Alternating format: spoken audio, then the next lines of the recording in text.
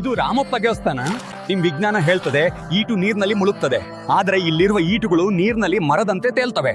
ನಿಮ್ ಆಧುನಿಕ ವಿಜ್ಞಾನಕ್ಕೆ ಇದಕ್ಕೆ ಉತ್ತರ ಇದೆಯಾ? ಇಷ್ಟು ಬಾರಿ ದೇವಸ್ಥಾನವು ಗಟ್ಟಿಯಾದ ಕಲ್ಲಿನ ಮೇಲಲ್ಲ, ಬದಲಿಗೆ ಮರಳಿನ ಮೇಲೆ ನಿಂತಿದೆ. ಇದನ್ನು ಸ್ಯಾಂಡ್ ಬಾಕ್ಸ್ ತಂತ್ರಜ್ಞಾನ ಎಂದು ಕರೀತಾರೆ. ಇದು ಭೂಕಂಪದ ಆಘಾತಗಳನ್ನು ಹೀರ್ಕೊಳ್ತದೆ. ಇದು ನಿಜವಾದ ಇಂಜಿನಿಯರಿಂಗ್.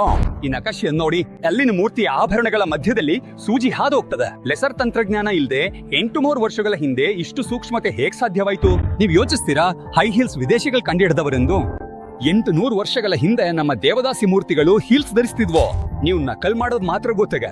ಈ ಕಪ್ಪು ಬೇಸಾಲ್ಟ್, ಇದು ಕಬ್ಬಣದಕ್ಕಿಂತಲೂ ಗಟ್ಟಿಯಾಗಿರ್ತದೆ. ಇದನ್ನ ಕತ್ತರಿಸಲು ವಜ್ರದ ಮುನೆ ಏನ್ ಬೇಕಾಗ್ತಾನೆ?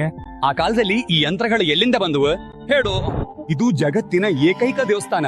ದೇವರ ಹೆಸರಿನಲ್ಲ, ಅದನ್ನ ನಿರ್ಮಿಸಿದ ಶಿಲ್ಪಿ ರಾಮಪ್ಪ ಅವರ ಹೆಸರಿನಲ್ಲಿದೆ. ಸನಾತನದಲ್ಲಿ ಕಲಾವಿದನಿಗೆ ದೇವರ ಸಮಾನ ಸ್ಥಾನಮಾನ ಇಟ್ಟು ಎಚ್ಚರವಾಗು. ಈ ಸತ್ಯವನ್ನ ಜಗತ್ತಿಗೆ ತೋರ್ಸು. ಯುನೆಸ್ಕೋ ಕೂಡ ಇದನ್ನ ಒಪ್ಕೊಂಡಿದೆ. ಈಗ ನಿನ್ನ ಸರದಿ. ವಿಡಿಯೋವನ್ನು ಲೈಕ್ ಮಾಡಿ, ಹಂಚಿಕೊಳ್ಳಿ ಮತ್ತು ಕಮೆಂಟ್ ನಲ್ಲಿ ಬರೀರಿ ಹರ ಹರ ಮಹಾದೇವು. ಮಹಾಬಲಿಪುರದಲ್ಲಿ ಈ 250 ಟನ್ ಕಲ್ಲು 1200 ವರ್ಷಗಳಿಂದ ಈ ಇಳಿಜಾರ್ನಲ್ಲಿ ಅಟಕಿದೆ. ನ್ಯೂಟನ್ನ ಸೇಬು ಕೆಳಗ್ ಬಿದ್ದಿತ್ತು, ಆದ್ರೆ ಈ ಕಲ್ಲು ಯಾಕೆ ಕೆಳಗ್ ಬೀಳ್ತಿಲ್ಲ? ಯಾರಾದ್ರೂ ಉತ್ತರ ಇದೇನಾ?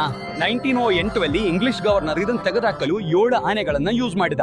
ಆನೆಗಳು ತುಂಬಾ ಶಕ್ತಿ ಹಾಕಿ ದಣಿದ್ರು ಈ ಕಲ್ಲು ತನ್ನ ಜಾಗದಿಂದ 1 ಇಂಚು ಕೂಡ ಹಲ್ಲಿಲ್ಲ. ಇಷ್ಟು ಕಡಿದಾದ ಇಳಿಜಾರಿನಲ್ಲಿ ನಿಲ್ಲಲ್ ಸಾಧ್ಯವಿಲ್ಲ. ಭೌತಶಾಸ್ತ್ರದ ಪ್ರಕಾರ ಇದು ಜಾರಬೇಕು. ಹಾಗಾದ್ರೆ ಯಾವ ಶಕ್ತಿ ಇದನ್ನ ಹಿಡಿದಿದೆ? ಇಲ್ಲಿ ನಿಮ್ ಪ್ರೊಫೆಸರ್ ಸೋತಿದ್ದಾರೆ. 1204 ಸುನಾಮಿಯಲ್ಲಿ ಎಲ್ಲವೂ ಕೊಚ್ಚಿ ಹೋಯ್ತು, ಆದ್ರೆ ಸಮುದ್ರದ ತೀರದಲ್ಲಿ ನಿಂತಿದ್ದ ಈ ದೇವಾಲಯ ಜರಗಲಿಲ್ಲ. ಇದನ್ನೇ ನಿಜವಾದ ಇಂಜಿನಿಯರಿಂಗ್ ಎನ್ನುತ್ತಾರೆ. ಇದು ಜಗತ್ತಿನ ಅತಿ ದೊಡ್ಡ ಮುಕ್ತ ಶಿಲ್ಪ ಕಲೆ.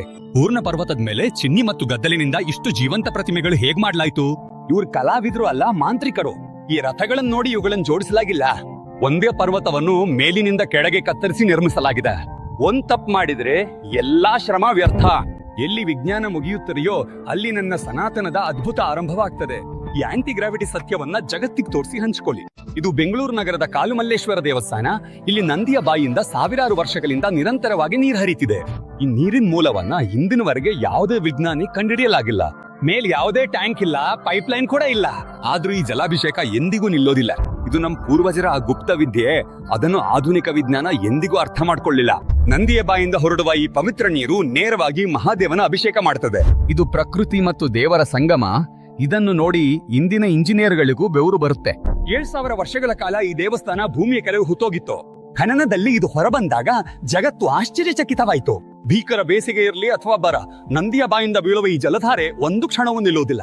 ಇದು ಆ ಕ್ಷಯ ಶಕ್ತಿಯು, ಅದು ನಮ್ಮ ಸನಾತನ ಧರ್ಮದಲ್ಲೇ ಸಾಧ್ಯವಾಗಿದೆ. ನೀನು ವಿಜ್ಞಾನ ಮತ್ತು ಆವಿಷ್ಕಾರಗಳಿಂದ ಹುಚ್ಚನಾಗಿದೆಯೇ, ಆದರೆ ನಿನ್ನದೇ ದೇವಸ್ಥಾನಗಳು ಇಂತಹ ಉದಾಹರಣೆಗಳನ್ನ ಹೊಂದಿವೆ. ಅವುಗಳನ್ನ ಇಂದಿಗೂ ಜಗತ್ತು ಬಗೆಹರಿಸಿಲ್ಲ. ಎಚ್ಚರವಾಗೋ, ಈ ಸತ್ಯವನ್ನು ಜಗತ್ತಿಗೆ ತೋರಿಸು. ವಿಡಿಯೋವನ್ನು ಲೈಕ್ ಮಾಡಿ, ಹಂಚಿಕೊಳ್ಳಿ ಮತ್ತು ಕಾಮೆಂಟ್ ಅಲ್ಲಿ ಬರೀರಿ ಹರ ಹರ ಮಹಾದೇವ್.